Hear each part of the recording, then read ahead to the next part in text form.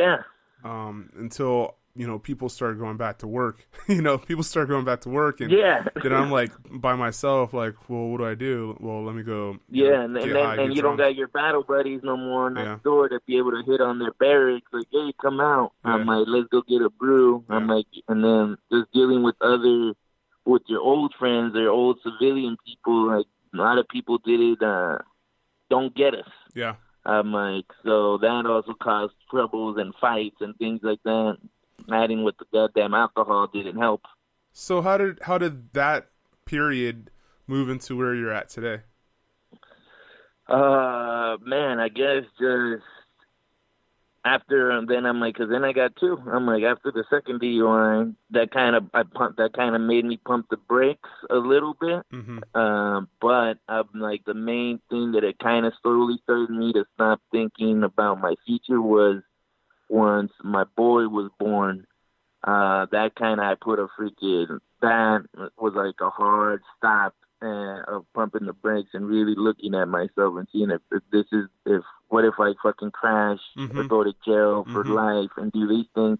Now I have this little guy that needs a dad, how I needed a dad, and he ain't around no more. Yeah. And he can't call him, or he is. I'm like, so that went through my head. So I was like, I don't want what I've been through for him to go through. So let me figure my shit out while he's still a baby and fucking clean myself up and stop fucking drinking so goddamn much.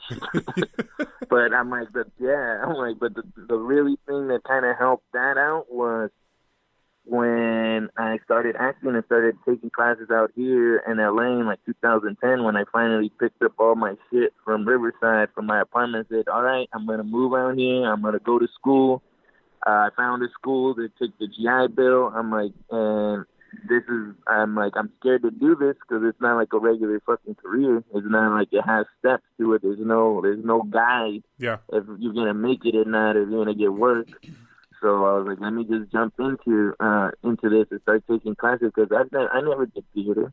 I never went to no plays when I was young. I never did none of that because I was already getting my ass kicked. If I would have been in the theater department, oh man, I would have just added more to it.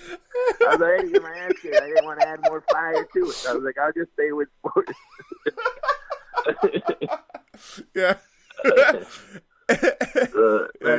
I couldn't dabble in little things that kind of interest me, but I kind of held back from the ass kicking. Yeah. So yeah,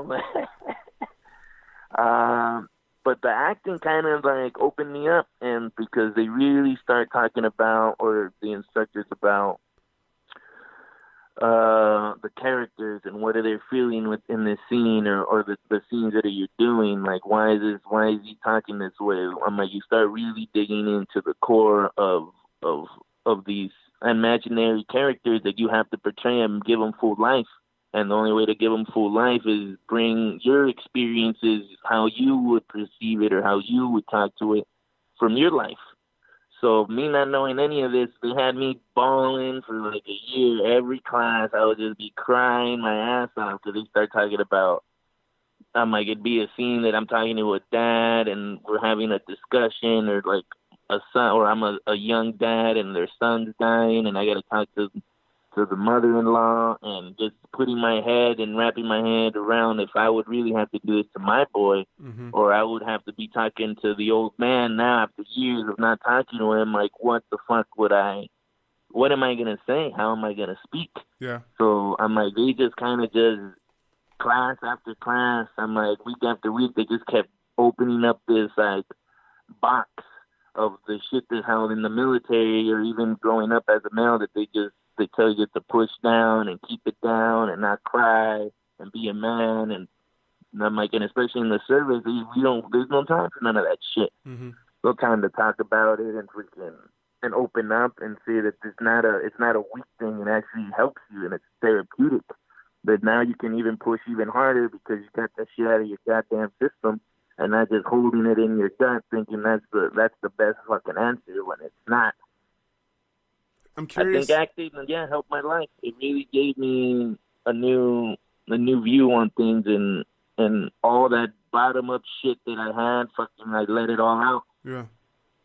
And so I'm curious as to how have you always been able to let yourself be vulnerable, or was this kind of the first time?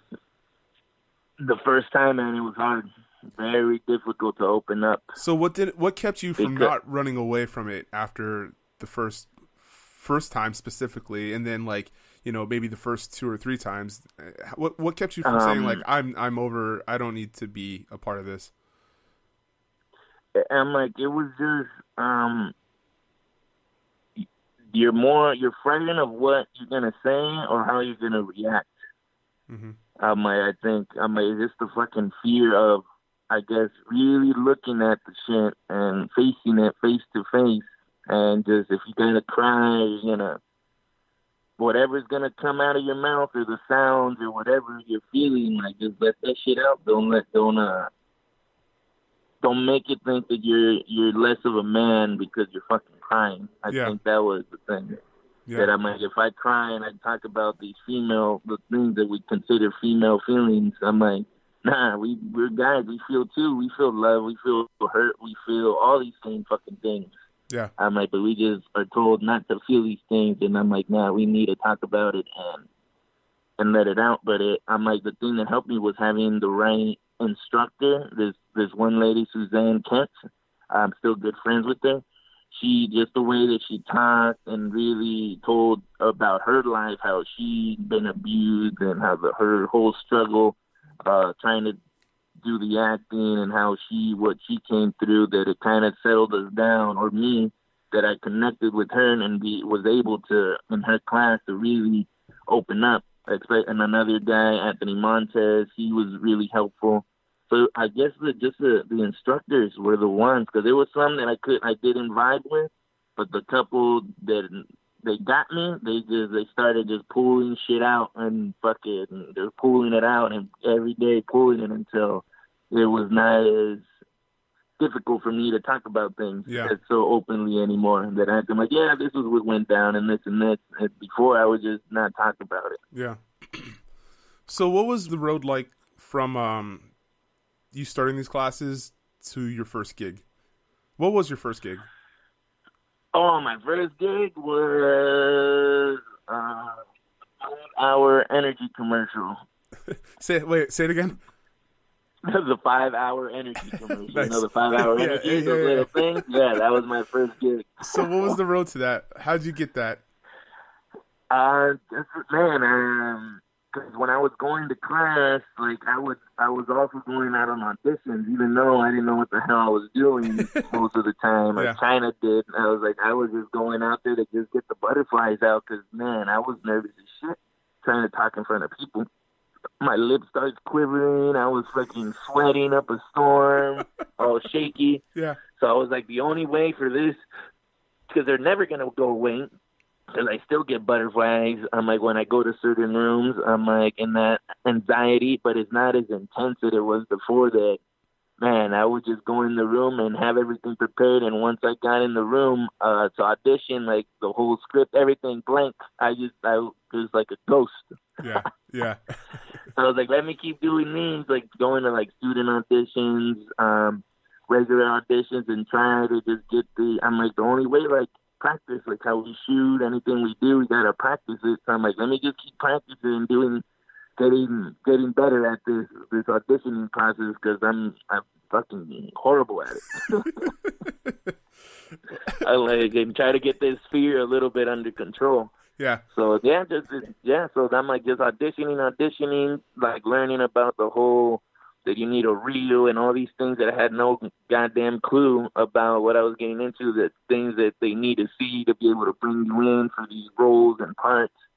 So yeah, I just went into this 5-hour energy thing that I was supposed to be like a night shift worker, drinking my 5-hour energy and that gives me energy at night. Yeah. And I did it in Spanish. That was my first thing. So it was like a Spanish 5-hour energy commercial that just hit all like the Hispanic markets. Were you hooked? I love being on set, man. If anything, like what I love most about acting is being on set and like doing the process there and seeing the whole process of the cameras and the extras and the camera people and the lighting people and the costumes, and if we're on location, what kind of location we're doing or what kind of thing we're doing. So that's what kind of hooked me, because I was like, man, I can really dabble in a bunch of different things. I can be the doctor. I can be the firefighter. I can be the police guy. I can be the serial rapist. Yeah. Whatever. I can dabble in all these different lives. It's funny you threw that one in. You're like... Yeah, I'm a serial rapist. My life dreams have come true. And not go to jail. How am I do acting? Yeah. And I'm like... Yeah. You know, that's a good point, because I've always said, like, I want to slap a man in the face, open hand, with no repercussions. And I think the only way you can do that is if you're an actor. Yeah, all right. And then you just, okay, this is the scene. I'm like, and it's good to go. And then maybe you get to slap him a couple more times because they didn't get it on the first take. So I've been slapped. You know, boom, take it again. Yeah, run it again, run it back. You know, you're like, shit, okay, get this gun because this shit stinks. You don't know this about me, but I grew up in that industry. Like, my mom has always been in it, from makeup to craft service, and now she's doing scouting. So she's been all in it. And so her in it at such a young age, naturally, I found myself, you know, not in front of the camera, but behind the camera. Like, I did a lot of set work for the theater in high school.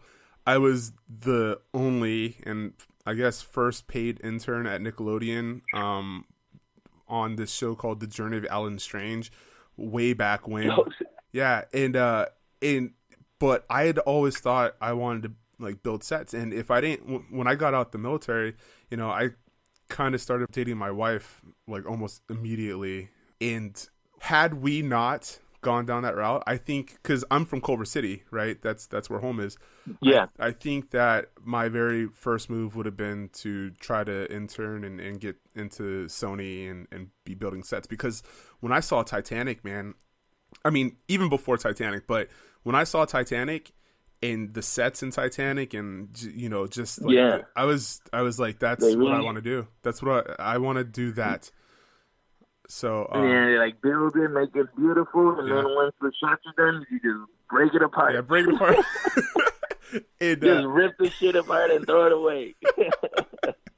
But I mean, you know, I couldn't get into it now. I mean, you're talking about, okay, 3 a.m. calls, and then you're on set for, you know, 20 hours, and you go home, get 5 hours of sleep. Mm-hmm. So, like, it's not the life for me right now. But yeah, it is. It's like, it's addicting when you're employed. It's addicting. You're like, this is fun. It's fun to be here. It's fun to be around. Because I'm like, because I see the set guys there, and I'm like, they got all their paints and different tools, and they just, boom, what do we need? And they're going to town just changing things, making things look like a real ship, or you're inside this one building, and you're like, man, you guys really detailed, and I'm like, how you made this look. Yeah, that it looks like we're actually in this thing, but we're not. It's crazy. That whole life is like creating reality out of like a box. It's crazy, man. Yeah, it's super cool. Yeah, I love the movie industry. So you also aren't in front of the camera. You also get on stage. Yeah, I've done that. Yeah, because I started doing the acting. All the good actors or people with a lot of credits, they started doing a stage. They were all theater actors. A lot of them before they even transitioned into film. Yeah, one of the ones that stood out to me that you were in is Basketball Diaries, and I'm assuming you've seen the one with Leonardo DiCaprio. I'm assuming. Yes. Dude. Yes. How phenomenal is that movie? That movie is a great movie. And I mean, it goes dark, you know. So, what's the difference for you being in front of the camera and being on the stage? On stage is just one time, one take. The show must go on. So there ain't no retake. So you just keep pushing through the show till the show's over. That's the main difference. also when you're on stage and if you're really in the character and really living that environment, you can feel it from the audience, the drama